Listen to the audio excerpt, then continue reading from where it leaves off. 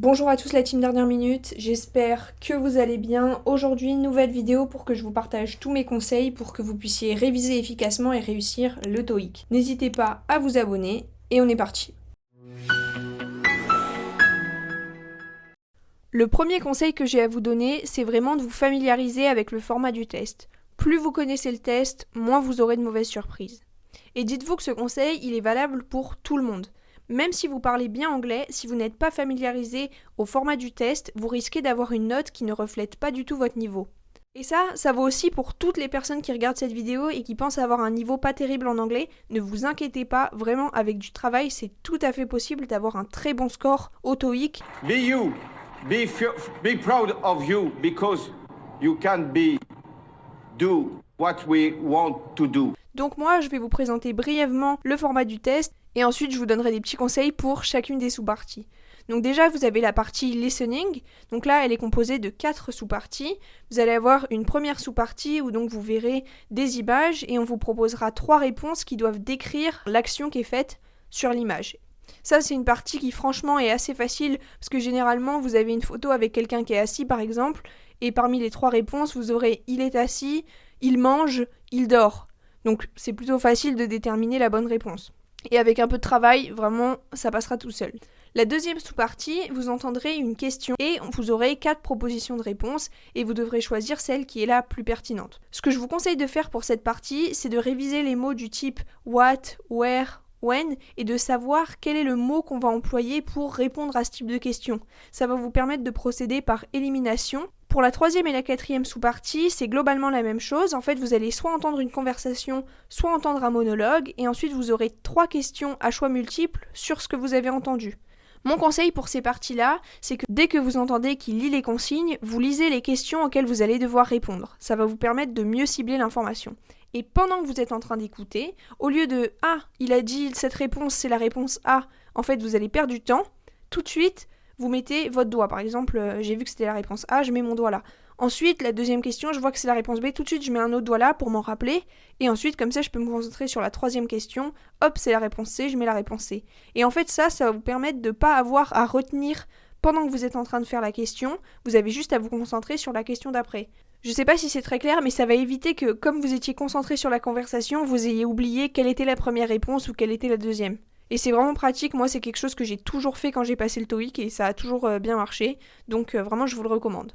Globalement sur la partie listening, le plus dur c'est de rester concentré tout le long, donc bon courage, ne vous intéressez pas à vos voisins et surtout si jamais vous hésitez sur une réponse, cochez une réponse et passez à la question suivante, ne vous inquiétez pas, n'y pensez plus, c'est pas grave, il faut vraiment que vous soyez concentré sur la question que vous avez devant vous et pas sur les questions précédentes. Ensuite, la deuxième partie du test, c'est une partie de compréhension écrite. Et donc là, vous avez 3 sous-parties. La première et la deuxième sous-partie sont assez similaires parce que vous aurez soit une phrase, soit un texte avec un mot manquant et vous aurez 4 propositions de réponse et vous devrez choisir le mot qui est le plus pertinent. C'est des questions qui, avec un peu de travail de grammaire et de vocabulaire, sont assez simples, vous pourrez aller assez vite et c'est une partie sur laquelle vous pouvez vraiment gagner des points. Et enfin, la dernière sous-partie du test, à mes yeux, c'est la plus difficile, ça va être de la compréhension de texte. En fait, vous aurez un texte, donc ça peut être une offre d'emploi, ça peut être un email, et vous aurez plusieurs questions auxquelles vous devrez répondre pour voir si vous avez bien identifié les idées qui sont dites dans le texte. C'est une des parties les plus difficiles, mais ne vous inquiétez pas, je vais vous donner des petits tips pour que vous puissiez vous entraîner à la lecture et réussir au mieux cette partie. Donc maintenant, comment est-ce que vous progressez en compréhension orale ? Ce que vous devez absolument faire, c'est habituer votre oreille à écouter de l'anglais régulièrement. Et pour cela, en fait, vous pouvez choisir la solution qui vous plaît. Ça peut être regarder des séries, regarder des films, écouter des podcasts, regarder des vidéos sur des sujets qui vous intéressent, mais en anglais, vous avez plein de choix. Mais si vous voulez vous préparer spécifiquement pour le TOEIC, personnellement, ce que je vous recommande, ça va être par exemple de regarder les infos en anglais. Donc ça peut être sur la BBC ou bien sur CNN. Ce que vous pouvez faire et qui va être un peu plus sympa, ça va être de regarder des émissions télé du type Qui veut être mon associé mais dans les pays anglophones. Ça va vous donner du vocabulaire et donc c'est assez intéressant. Et surtout, ce que je vous conseille le plus, c'est d'aller voir les podcasts qui sont faits par la BBC et surtout ceux qui sont faits pour apprendre l'anglais. Vous en avez plein, donc vous trouverez forcément un truc qui vous plaît. Et surtout, il y a un podcast qui vous prépare spécifiquement au monde du travail et donc vous allez acquérir beaucoup de vocabulaire sur le monde de l'entreprise, ce qui vous sera très utile pour le TOEIC. Et ensuite, comment est-ce qu'on progresse en compréhension écrite ? Bon, pour ça, il y a les deux parties. Pour les deux premières sous-parties, ce que vous devez absolument faire, c'est bosser votre grammaire. Donc vous bossez les temps verbaux, quand est-ce qu'on utilise un verbe, comment est-ce qu'on l'utilise. Vous aurez beaucoup de questions comme ça, donc c'est des points gratuits si vous connaissez bien votre grammaire. Ensuite, ce que je vous conseille aussi de réviser, ce sont les mots de liaison, du type les adverbes ou les prépositions. Pareil, vous aurez plusieurs questions comme ça vous permettra de gagner des points, c'est très pratique, et ça vous permettra aussi de comprendre le contexte des phrases ou des textes, ce qui vous sera très utile. Et enfin, il faut que vous connaissiez des mots de vocabulaire du monde de l'entreprise afin de mieux comprendre les textes et d'aller beaucoup plus vite, ça me semble assez logique.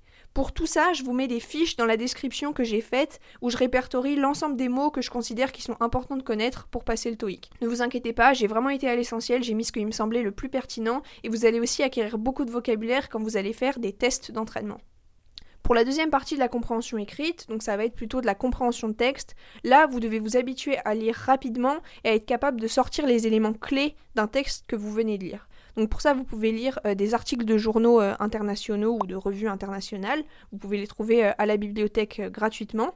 Et aussi, il existe en fait des revues qui sont faites exprès pour apprendre l'anglais. Ça va traiter de sujets de société, mais les articles, ils vont être faits exprès par rapport à votre niveau d'anglais. Et donc là, ça va être hyper intéressant parce que les textes, ils seront plus faciles d'accès et vous gagnerez aussi en vocabulaire. Donc je vous invite vraiment à regarder tout ça, je vous mets plein de noms dans la description.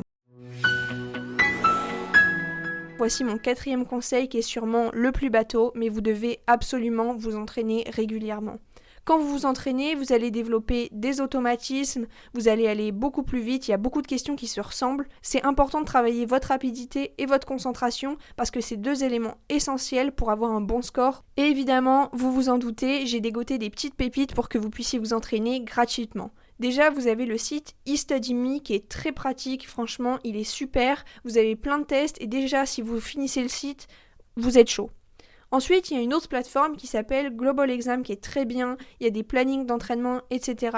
Malheureusement, c'est une plateforme qui est payante, mais sachez qu'il y a beaucoup d'universités qui proposent de payer l'abonnement à leurs élèves, donc renseignez-vous auprès de vos universités et auprès de vos amis accessoirement. Vous avez aussi une application qui s'appelle Practice for TOEIC, donc ça, vous aurez également des tests d'entraînement.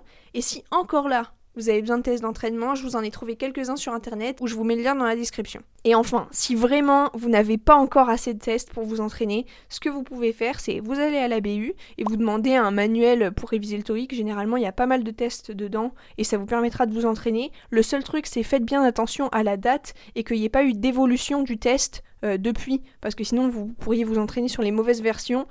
Quand vous vous entraînez, ce que je vous conseille, c'est que dans un premier temps, vous pouvez faire partie par partie. Déjà pour gagner du temps, mais aussi pour cibler vos faiblesses et pouvoir davantage les travailler par la suite. Mais attention, c'est aussi important que vous vous entraîniez à faire des tests en entier pour travailler votre rapidité, votre concentration et voir vraiment où est-ce que vous en êtes. D'ailleurs, en parlant de gestion du temps, je vais finir ma vidéo avec ce dernier conseil. Si jamais vous voyez que vous arrivez à la fin du test et que vous n'arrivez pas à répondre aux 15-20 dernières questions, dans ce cas-là, ce que vous faites, répondez quand même. Mettez des réponses parce que comme c'est un test qui n'est pas à point négatif, vous pouvez que gagner des points. Voilà, c'était une petite astuce, certains y pensent, certains n'y pensent pas, mais j'espère que vous vous en rappellerez. J'espère que cette vidéo vous aura plu, qu'elle vous aura aidé. N'hésitez pas à revenir et à mettre dans la description le score que vous avez eu. Je vous souhaite bonne chance pour vos révisions et je vous dis à bientôt dans une prochaine révision de dernière minute.